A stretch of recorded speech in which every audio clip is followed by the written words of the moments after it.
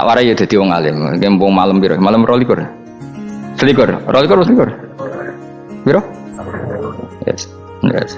Anggap ae Lailatul Qadar ora usah darani ganjil. Sing darani ganjil ya sapa? Aneh-aneh. Lailatul Qadar ya mulai tanggal 1 Ramadan. Malah ulama sedarani mulai ruwah. Iso wis ke ruwah wingi. Wis bar. Wong kula sering to Lailatul Qadar kadang mulut, kadang Dzulhijjah. Kula kan jenisnya on time. Kowe wong melarat, dene dhuwit pendak entuk THR. Nah wong marang pangeran ya sawal selo besar ya entuk napa? Lailatul Qadar. Mergo Lailatul Qadar iku malam diturunane Quran. Quran itu turun Ramadan tok apa tau Sawal ya? Sawal ya tau, Dzulhijjah tau. Dzulhijjah tau. Bolak-balik al-yauma akmaltu lakum turun to bulan apa? Dzulhijjah. Kowe ku mari amatir, itu angel terang. Sing darane Lailatul Qadar iku malam diturunne Quran. Quran turune iku pira? Ya macam-macam, Ramadan nggih bolak. Lah tapi ana kelas-kelas premium, ana kelas umum, kelas umum ya pokoke Ramadan. Sing ganjil dipilih salah sitok. Dadi iku pembatasan apa? Nah Quran dhewe turun coba surat paling terkenal, ayat paling terkenal al-yauma akmaltu lakum turun tanggal pira? Tanggal 9 Arafah Dzulhijjah haji wada. Padahal ta'rif Lailatul Qadar apa unzila fihil Quran. Ya tapi ilmu ini mari debat biasa. Umumnya wong ora takoki wong Gus nuzul Quran tanggal pira 17. Lailatul Qadar tanggal 1. Lho jare nuzulul Quran yo pas Lailatul Qadar. Wong-wong nak muni bingung nang wong. Nah aku sira bingung. Lho kowe ora tau mikir jajal. Nuzulul Quran sing resmi ning kitab-kitab tanggal pira? 17. Lailatul Qadar tanggal. Padahal Lailatul Qadar disifati apa? Malam turune. Quran. Nek ora tau bingung ngono. Wah, ana kadang ngirim wong goblok, wong kok ayeme ngono. Ora tau mikir. Aku gumun goblok-goblok. Dadi ana ilmu paradok barang ya tenang, ya santai. Padahal ya tak bedheki ya nuzul Quran tanggal piro sing resmi cara kitab-kitab. 17 Ramadan. Lailatul Qadar sing resmi 1 nganti 9. Terus Lailatul Qadar iku wulan apa? Wulan diturunkannya Al-Qur'an. Berarti tanggal piro? Bocah dijak pinter. Ya kan inna anzalnahu fi lailatul qadar. Saya tak tahu. Nuzul Quran tanggal piro? 17. Lailatul Qadar.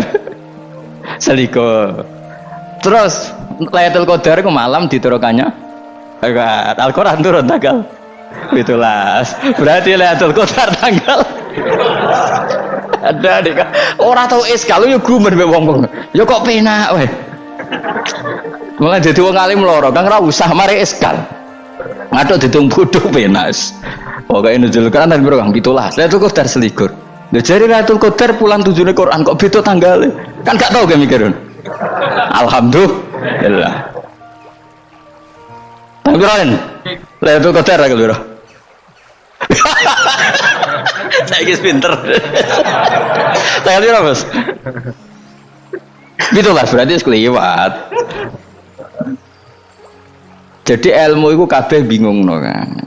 Ya biasa bingung. Mulane yang bodoh barokah. Barokah. Barokah. Kula cara ora dipilih pangeran nggih milih dadi wong bodoh, tapi wong pangeran milih kula dadi wong pinter dadi tak syukuri wae. Tapi kadang kula iri, wong bodoh ku iri. Modele penak urip ngono. Santai. Ya saiki ya Lailatul Qadar ku sifatnya apa? Inna anzalnahu fi lailatul. Normalnya kan ainun nuzulil Quran yo ainul lailatul Qadar. Berarti tanggal piro? Dorawade lagi. Innalillahi wa inna ilaihi raji'un. Kita warai ilmu cara wong alim. Meskipun sampean boleh bantah siji yo kadang keterbatasan ilmu. Nomor 2 hasud, bantah kan sebab macam-macam. Hasud. Nomor 3 bantah go kegiatan. Kayak wong kuliah nak agak kritis kan darani ra pinter. Jadi cocok lah ya kudu bantah. Engko khas-khasan cerdas apa? Nomor 4 bantah niku sifate wong wedok.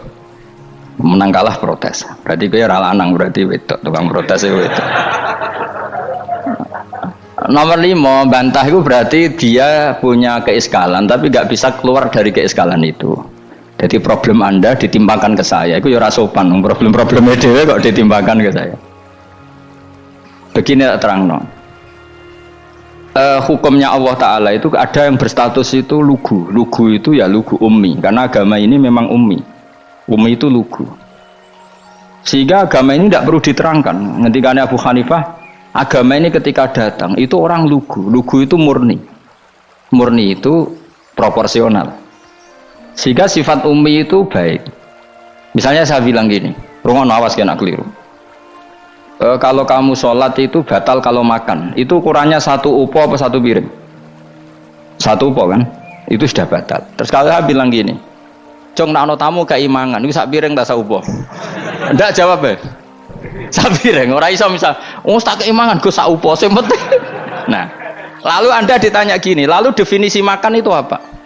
Memasukkan satu piring ke mulut, apa satu upo ke mulut?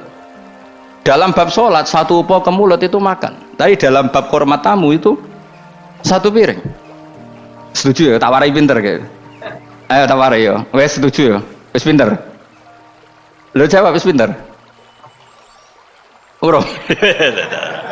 Lailatul Qadar ya kono. Misalnya Lailatul Qadar menjadi super karena ada sesuatu yang super turun, yaitu Lailatul Quran. Jadi menjadi super karena yang turun adalah sesuatu yang super, dan itu artinya tanggal loh, salah nih aku cek itu utek tanggal selikur kabeh sing ngaji ning ngene. Oh jelas inna anzalnahu fi lailatul qadar. Hurujuke ning ndi? Quran kan? Wa ma adraka ma lailatul qadar. Lailatul qadri khairum min alfi syahr. Makanya Lailatul Qadar itu ya bisa saja tanggal 1 kemarin sudah kelewat. Mbok entah ini jebelis baris dada atau mungkin Sa'ban. Jadi perdebatan ulama tentang Lailatul Qadar, malah ada wali yang bilang saya tiap hari mendapat Lailatul Qadar. Nah, itu malah kelas meneh, malah pusing, malah napa? Pusing. Udah gak usah mikir itu. Jadi hukumnya Allah itu ada dua. Ada hukum itu lugu dan ini bagus. Makanya saya itu kenangan saya terbaik dalam membela Allah dan Rasul.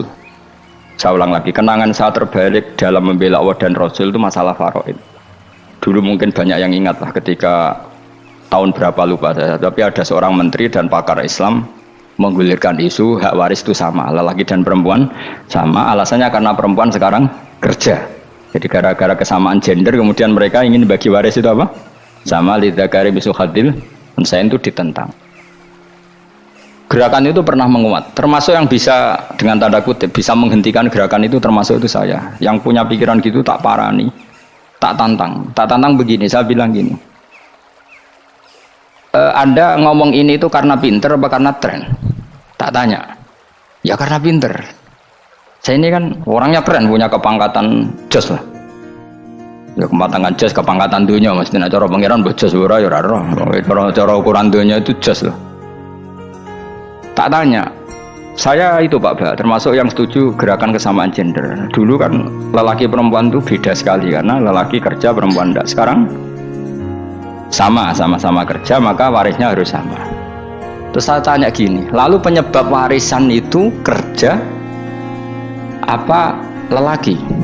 Dia jawab kerja. Dia nggak ngerti kalau ngadepin saya. Saya ini kan orang alim yang biasa belajar mantek. Dan ini roh nak aku ngalim. Sembrono ya jadi ini. Ketika tak tanya gini, lalu misalnya saya punya anak, yang anak saya putri itu direktur BUMN atau direktur bank atau direktur PT besar. Kemudian anak lelaki saya idiot, goblok. Warisannya dikasihkan siapa? Kalau kerja adalah alasan dapat warisan, berarti anak saya perempuan itu yang dapat warisan dong. Anak saya lelaki kan idiot, nggak kerja. Lalu warisan itu berdasar prestasi apa empati? Kalau berdasar prestasi malah Anda ini aneh. Sudah kerja direktur BUMN hanya karena dia kerja dia dapat warisan karena Anda bilang asbabul irsi adalah kerja. Kalau saya bilang karena empati, saya juga gak fair.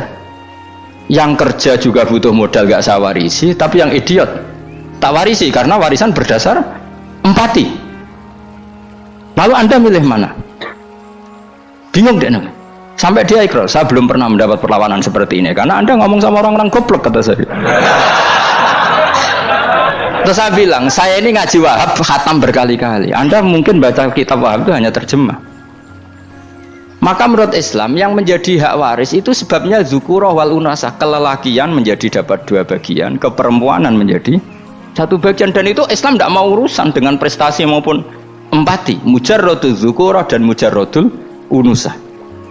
Sehingga dengan seperti ini tuh Islam nggak ribet. Coba kalau kamu pakai ilatul hukmi, pakai cara berpikir logika, malah ruwet. Karena tadi kalau kesamaan gender itu karena perempuan kerja, lalu misalnya yang lelaki idiot misalnya atau pengangguran, warisan kamu kasihkan siapa? Kalau kerja itu menjadi alasan hukum, kamu kasihkan yang perempuan kan? Aneh nggak? Yang sudah kerja malah kamu kasih warisan, yang nganggur enggak. Berarti berdasar prestasi atau berdasar empati. Kalau kamu dapat warisan, idiot dulu dong, idiot dulu, goblok dulu, kecelakaan dulu, baru dapat warisan. Karena dapat empati, yang sudah PNS nggak perlu dapat warisan karena sudah juga ruwet. Fikih seperti ini ruwet nggak? Ruwet. Nah, kata Imam Haromen, gurunya Ghazali, agama itu kadang dinuna dinul ajais, kita ikut yang lugu saja. Allah bilang lelaki dapat 2 bagian dari perempuan, ya lelaki ya yang punya alat kelamin, penis. Perempuan yang punya farji, ya sudah gitu aja, gak usah ruwet-ruwet. Kenapa begitu? Ya sudah seperti itu. Nanti lama-lama gini kalau diterusin. Ada seorang dokter fikih perempuan, dia menguasai fikih sholat, ruhin lanang tapi gak menguasai fikih sholat, rohnya mau pesolatan misalnya. Lalu yang jadi imam siapa kalau berdasar prestasi? Perempuan dong, karena dia doktoral fikih sholat, dia menguasai aneh-anehnya sholat. Goro ibu masaili sholat dia menguasai. Sementara ruhin takoi sholat itu apa kan? Pokoknya ini gugus ngadeg terus lugu, terus ngadeg malah apa? Ada mulan, nak salam ngalerian. Dia tahunya hanya itu dok. Lalu kalau nuruti imam sholat adalah yang terpandai dalam fikih sholat, tentu yang imami perempuan. Tapi agama ini tidak seperti itu. Pokoknya wong lanang imami, wong beda. Jadi makanya kata Imam Haromen, dinuna dinul ajais. Sampai Said Muhammad itu sering ngutip beliau gini kan, Allahumma imanan ka imanil ajais. Ya Allah, semoga iman saya menerima konsep engkau itu ka imanil ajais. Imannya wong wedok-wedok sing lugu. Ajus itu perempuan lugu yang sudah sepuh. Jadi misalnya ngukur anak seneng ya anak kono gedang goreng, ngekei duit, ya lugu saja. Itu bagus. Daripada kamu pakai argumentasi, karena argumentasi ini sebetulnya kelihatan cerdas, tapi ada kebodohan masif. Karena tadi, kalau hak waris kita otak-atik dengan prestasi, maka yang pro empati akan protes. Paham ya? Masa yang sudah kerja dikasih banyak, yang idiot enggak? Tapi kalau berdasar empati juga aneh. Masa dapat warisan harus goblok dulu, harus kecelakaan dulu. Maka Rasulullah pernah ngendikan ketika ditanya, lalu warisan untuk siapa ya Rasulullah? Nabi jawabnya lucu, fali aula rojulin dakarin. Jadi Nabi sempat ngendikan kata rojul, kemudian direvisi dakarin, fali aula rojulin dakarin. Semua ulama ngendikan dakarin di sini adalah badal. Nabi ngendikan rojulin, kemudian Nabi ingat kalau rojul itu identik dengan lelaki dewasa, apa? Kemudian Nabi mengulang lagi dakarin, tidak harus dewasa, yang penting lelaki. Jadi meskipun baru lahir, kalau dalam keadaan baru lahir namanya apa? Kan dakarin kan? Belum bisa dikatakan rojul. Paham ya? Nabi ngulang 2 kali. Fali aula rojulin dakarin. Ini penting saya utarakan supaya clear. Jadi agama itu gak usah diotak-atik. Ya itu tadi misalnya imam sholat itu lelaki. Ya sudah lelaki. Lelaki itu apa? Yang punya alat kelamin lelaki. Jangan dibalik ini. Yang dikatakan lelaki itu orang kuat. Sehingga meskipun perempuan kalau kuat, misalnya perempuan anggota poluan, lelakinya cemen, idiot, maka imamnya perempuan gitu. Karena makna lelaki adalah kuat. Ini keruwetan. Jadi agama itu tidak seperti itu. Nah sekarang kembali ke pilihan. Yang dikatakan pilihan itu orang hebat. Apa yang dipilih? Apa berdasar definisi? Apa berdasar kehendak yang milih? Loh kok mulai do pinter, tumben do pinter. Alam raya ini milik Allah, dan semua di alam raya ini milik Allah. Maka dipilih tidak dipilih itu terserah yang punya, apa terserah kita, apa terserah kriteria, apa terserah definisi. Dalam konteks kita sebagai objek diambil, tentu terserah yang punya. Kemudian Allah bilang, orang-orang itu saya pilih. Nah kalau milihnya Allah berdasar kepunyaan, tentu Allah boleh dong memilih orang yang sebetulnya berstatus dolim. Ya tapi ya tetap dia dolim, tapi ya tetap dipilih. Kenapa ya? Karena Allah yang punya. Saya misalnya orang kaya, boleh nggak punya HP buruk? Boleh kan? Terserah saya. Saya orang kaya, beli HP mahal, medium dan paling buruk, boleh enggak? Boleh saya yang punya. Nggak boleh Gus, dengan orang kaya harus beli HP yang mahal. Yang bilang harus siapa? Nah kegoblokan kita ini seperti ini. Nak wong sugih HP ini kudu larang. Nak wong alim kudu bojone ayu. Sing kudu darani kudu ayu ku sapa? Nak maji jalan yang dumbu swarga lho kudu iku sing swargane mbam tapi kudu. Nah, kita ini sering berpikir ngatur Tuhan. Nah, Indonesia negara yang mayoritas muslim terus Islam Indonesia kudu dadi sampling Islam seluruh apa? Dunia. Ya ora usah sombong ngono ya keben. Mayoritas juga wonge kakean ngono ae ora perlu GR jadi sampling percontohan Islam internasional ora perlu ngono. Lah misalnya terus jadi contoh misalnya nang Masjid Haram niru Jumatan ning Indonesia berangkat mbek do rokokan. Bariku teki diusep-usep nang pojok pager. Lah misalnya wong Mekah terus do ngono kabeh karena mencontoh Islam Indonesia. Kacau gak? Ora usah GR ngono biasa wae. Napa? Biasa wae. Terus misalnya mencontoh Islam Indonesia, Indonesia nak jaran Wali Songo terus tahlilan nunggu nganti setengah jam. Lah terus raudhah dikepung ngono rak macet Mekah Madinah. Mergo agar ziarah Nabi terus lungguh apa? Sak jam. Nak ning wali sak jam ning Nabi 2 jam lah kira-kira gitu. Ya malah nganyak Kanjeng Nabi to. Nabi sekaruan afdhalul khalqi mbok dongakno wa maghfir lahu warhamhu. Iku malaikat sak langit misah. Ya Nabi kok mbok dongakno di sepuro. Kowe tapi ya butuh sepuro. Enggak boleh doakan Nabi gitu, enggak boleh. Wa sholli ala sayyidina Muhammad wa ala alihi, enggak boleh pakai ighfir lahu. Masalahnya tahlilan apa alam donga iku terus kamu gunakan. Ya misalnya terjadi percontohan Islam dunia terus Nabi kapundhut ditalkin, nak ditakoki waman rabbuka piye. Terus Nabi warai waman nabiyuka. Mesti Nabi yo pro, lah aku Nabi coba takoki.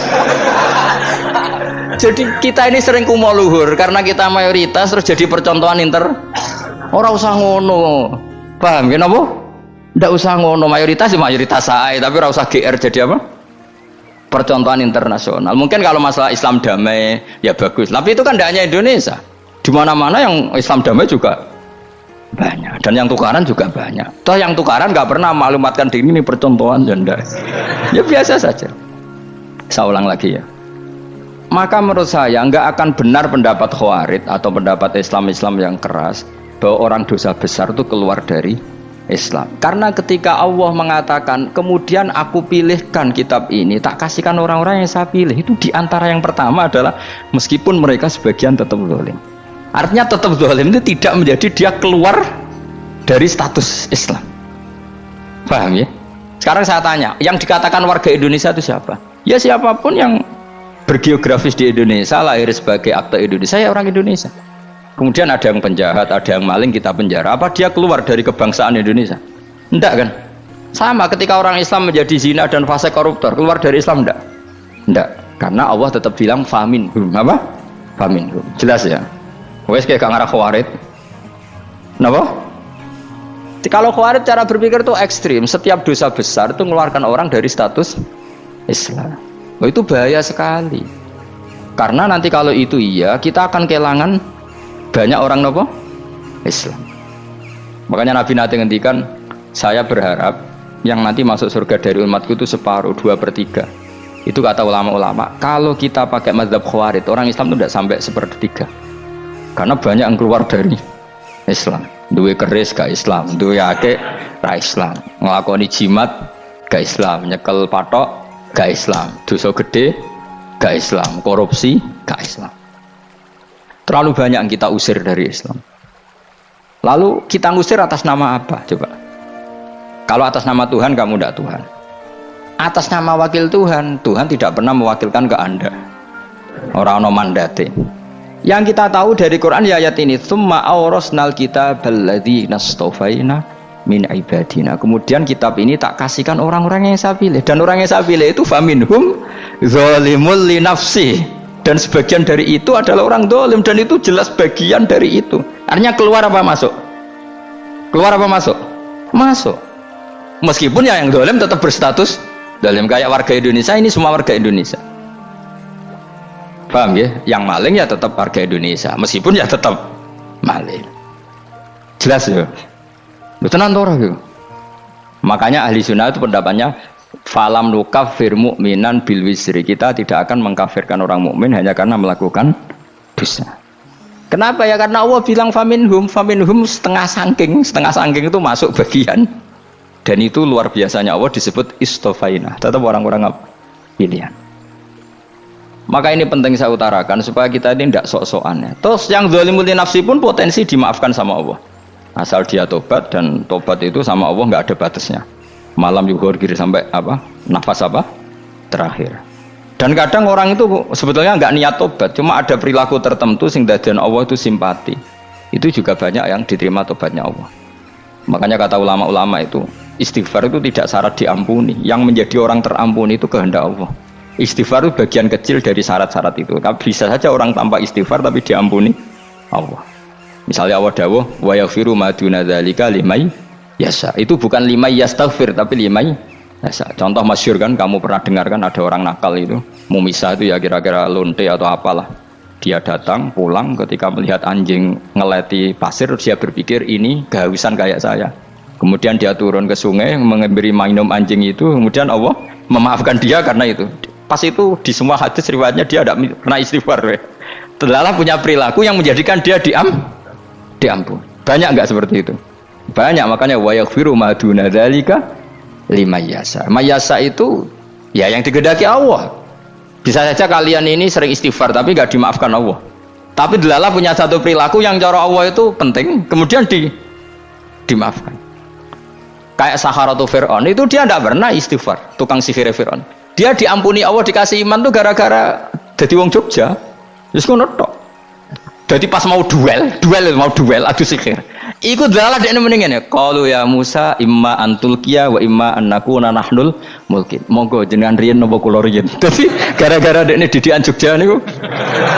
Lah wong ape duel, mestinya tarung itu semakin cepat mengambil kesempatan kan semakin menang. Ini sudah jelas tarung. Ngapunten jenengan riyen napa. Lha iku pangeran itu terus simpati. Wong kok sopane ngono apa?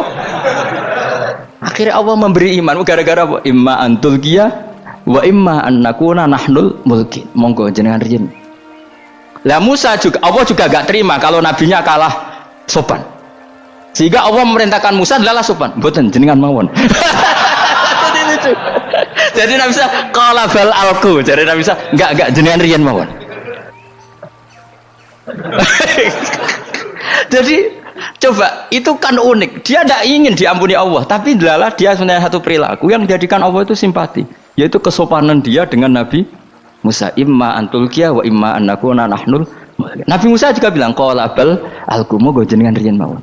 Akhirnya sakar, nggih nak ngoten. Makanya Fir'aun itu mangkelnya bukan main. Ketika pertunjukan itu akhirnya kan Saharatu Fir'aun kan kalah. Setelah kalah langsung iman. Maka kata Fir'aun, ini jelas Musa itu guru kamu. Cuma pura-pura saja kamu pro saya. Lah buktinya apa? Jare buktinya tadi monggo-monggonan gitu. Makanya Fir'aun bilang innahu lakabirukumul ladzi 'allamakumus sihr. Wah, itu mesti Musa itu gurumu. Padahal ya gak kenal sama sekali. Cuma gara-gara monggo-monggonan tadi itu akhirnya terus pikirannya Fir'aun. Wah, mesti wis kenal suwi mau gayane tok. Mergo gara-gara monggo-monggon, monggo jenengan riyen.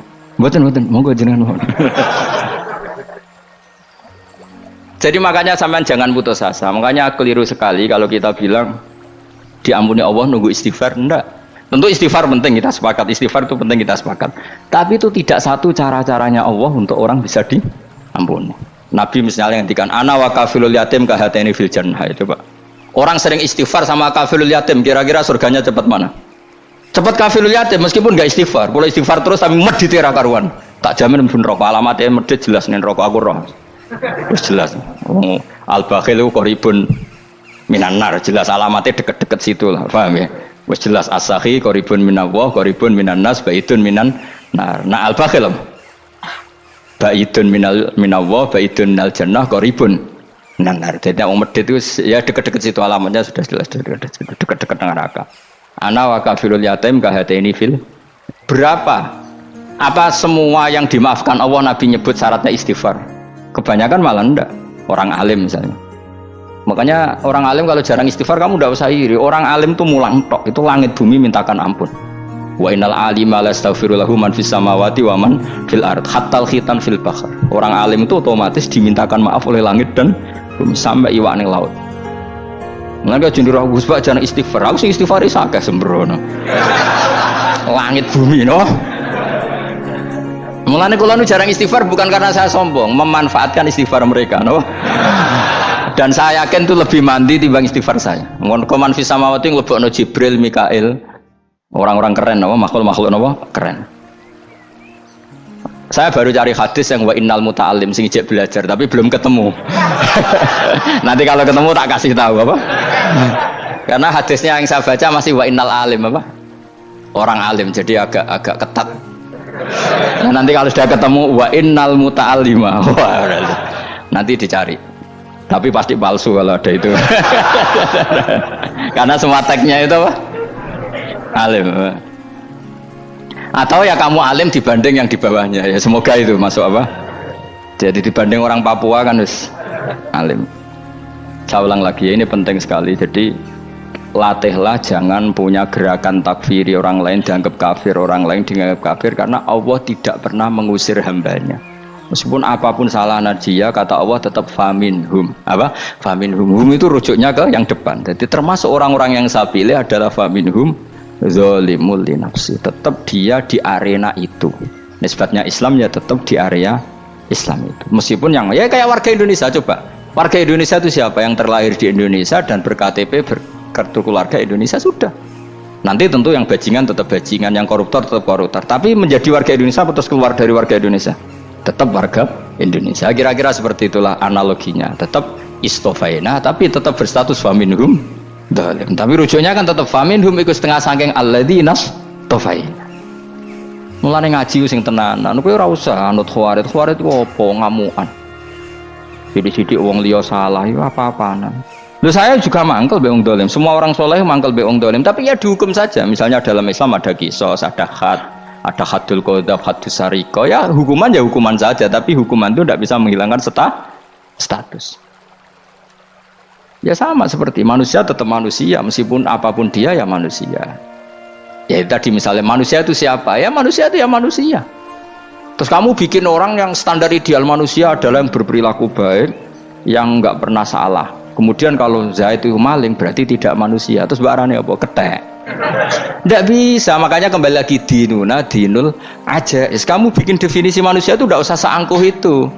Manusia seperti ini manusia ya sudah. Maling ya manusia, orang soleh ya manusia, orang sedengan ya manusia. Lelaki itu apa? Yang punya alat kelamin penis itu lelaki, titik sudah. Sehingga nanti warisannya ya dia lelaki. Sholatnya dia bergaya. Kamu tidak usah bilang gini, lelaki adalah yang cakap memimpin, yang maco, yang kuat. Jika kalau tidak seperti itu namanya perempuan. Terus kamu membolehkan yang seperti ini jadi makmumnya perempuan, imamnya perempuan sing maco. Kacau nggak kalau agama nuruti logika-logika itu? Nggak jawab aja. Kacau. Lalu lucunya sekarang banyak kecerdasan yang mengarah ke sana. Makanya agama ini jadi kacau karena sudah ada dinul ajais. Agama ini agama ummi. Ya agama ini agama ummi. Kata Allah huwallazi ba'atsa fil ummiyin. Ummiyin itu lugu itu polos. Jadi kalau orang polos misalnya gini, ini apa? Kira-kira kalau jawab orang polos ini, jam. Bagus kan jam? Jam untuk apa? Penunjuk waktu ya sudah seperti itu. Tapi kalau orang engkek, ini itu apa jam? Itu barang murahan, bulat kan oleh jawab es. Ono numpak mobil carry itu apa? Itu black melaku. Yang mobil itu Alphard. Jadi kacau. Nggak boleh agama dibawa ke sana. Apa? Agama di sana dibawa ke sana. Nah itu madzhabnya ahli sunnah apa? Wal jamaah. Ketika Rasulullah ngendikan la yu'minu ahadukum hatta yuhibba li akhi, ora kok diarti ini ora iman. Jika yang menyala itu tidak iman, tidak seperti itu cara mengartikan ahli sunnah wal jamaah. Karena status itu tidak pernah hilang. Yang hilang hanya kesempurnaannya. Paham ya? Kesempurnaan kita jadi manusia hilang karena kita maling, karena jadi koruptor. Tapi tetap kita manusia. Kesempurnaan kita sebagai orang mukmin hilang kalau kita fasik. Tapi kita tetap mukmin. Paham ya? Makanya setiap hadis gitu kata ahli sunnah la yu'minu imanan kamilan. Wis dong ya? Dong? Ya terus alhamdulillah subhanallah. Ya udah alim semua semalam rolikur. Malam Lailatul. Aku kadang yang melok goblok aduh. Saya tuh sering dididik sama bapak saya, sekumpul wong akeh ya kudu melok goblok guys. Makanya bapak itu kalau ada orang pidato, bapak kan juga nggak suka pidato juga, tapi ya kerso kadang-kadang, saya pun kadang-kadang kerso. Asal sing utus pernah guru, pernah sepuh kadang kerso. Nah, bapak nak bahas pengajian ngomongin balik dari bapak, malah bingung, ngomong apa wae. Coba kita dengan PD-nya bilang Lailatul Qadar itu 21 sampai berapa? 29. Lailatul Qadar. Warna iki malam Lailatul Qadar. Lalu Lailatul Qadar keren tuh karena apa? Karena nuzulul Quran. Lalu nuzulul Quran tanggal 17. Lalu Lailatul Qadar tanggal berapa? Oh, ada nih. Alhamdulillah. Tapi ini jangan jadi keiskalan yang masif itu sudah difitnah itu. Coro Gus Bak, ya ora coro Gus Bak, coro Quran ngawur gitu. Sembrono. Memang aku tidak pendapat tentang Quran, ya dan ayatnya seperti itu. Maka yang benar, Lailatul Qadar itu kata ulama-ulama dulu, orang yang beramal soleh, ya itu sudah anggap saja dapat Lailatul Qadar. Ora usah ndelok esuk-esuk ndelok srengenge blerengen ta ora. Nek ora blerengen berarti untuk Lailatul Qadar. Jan mendung kan blereng iki. Terus bengi angite sayup-sayup. Anggere dini hari ya sayup-sayup blok aneh-aneh wae. Lah nek pikir sego ora, berarti wong laut gak tarah untuk Lailatul Qadar, ke segoro kidul angine bianter. Lah nek ning Dieng ya mesti sayup. Mau angin tok gunung wis kesel tadi tok sayup-sayup. Gawe ukuran ojo ngono, gawe ukuran ngono rak wong Dieng luwih ngrasa entuk Lailatul Qadar timbang wong segoro kidul. Ke segoro kidul angine apa? Buanter. Padahal alamate piye? Sayup-sayup. Aneh-aneh. Maksudnya alamat ngono iku ora ngono, maksudnya ayat iku Kanjeng Nabi mbadhawuh ngono maksudnya ora ngono. Wes dong ya. Ayo Lailatul Qadar tanggal. Aku seneng wong bodho. Enak urip wis happy no. Happy. Ya saya ulang lagi ya. Jadi kejati dirian itu tidak bisa hilang dengan standar keidealan. Yang hilang itu standar apa? Keidealan. Misalnya kita maling ya eman lah sebagai orang mukmin kok maling. Warga Indonesia kok kriminal tuh eman, tapi dia tetap orang Indonesia. Orang Islam tetap Islam meskipun dia fasik. Begitu Allah ngendikan faminhum zalimul linafsi. Sebagian dari orang yang saya pilih dia adalah orang dolim. Ya dolim saja. Kamu jangan kamu katakan kafir ya dolim saja. Dolim kira-kira maknanya kurang ajar, kacau, kriminal. Tapi kan tetap dia orang Indonesia.